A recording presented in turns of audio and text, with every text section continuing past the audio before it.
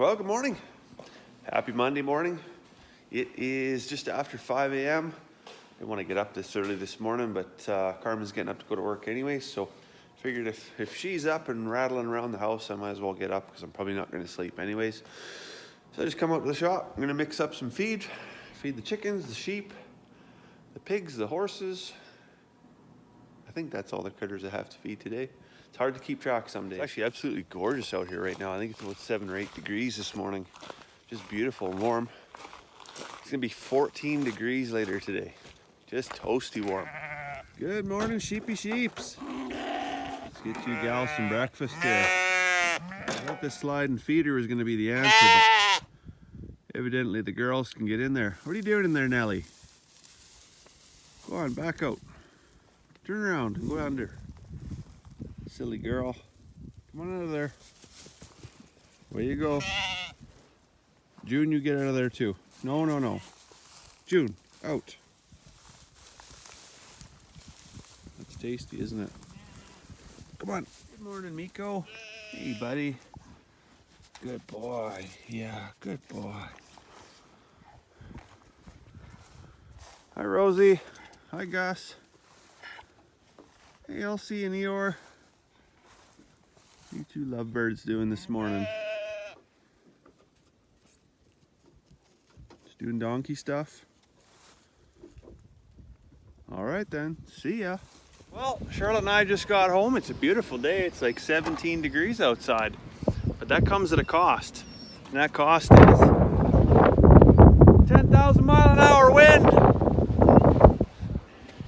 Whew, I think we're gonna hop in the tractor and go move some compost, or it's out of the breeze. We're just heading out in the field south of the house here to the big compost pile. We're just gonna use the tractor bucket to turn everything over. I noticed when I dug in there last week, just with my hand, it was a little bit cooler and it was getting a little bit compacted. So those big piles like that, you see cows? Those big piles like that can definitely chase the oxygen out of them when they get so much weight under it. So it's a really windy day today. It's a really good day to get that whole pile fluffed up. Lots of oxygen in there. Get that compost back working, heating up again. So all we're gonna do basically is take this pile with the loader bucket and we're just flip it over so the outside becomes the inside and the inside becomes the outside. Better move, Mr. Cow.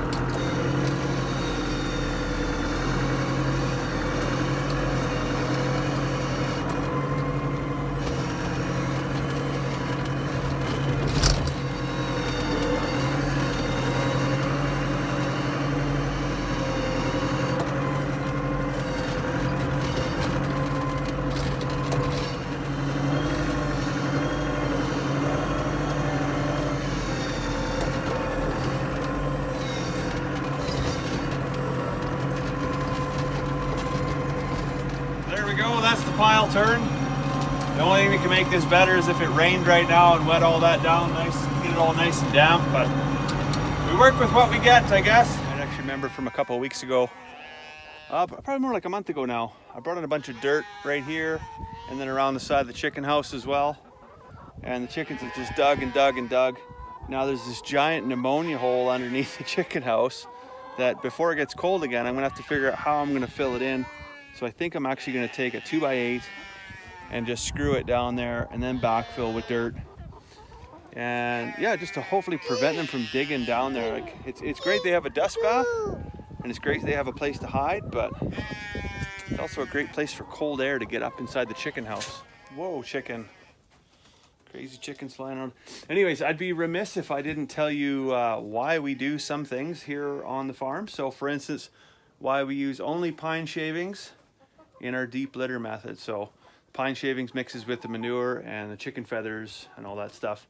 Don't add any other material such as leaves, specifically because of the moisture capability there.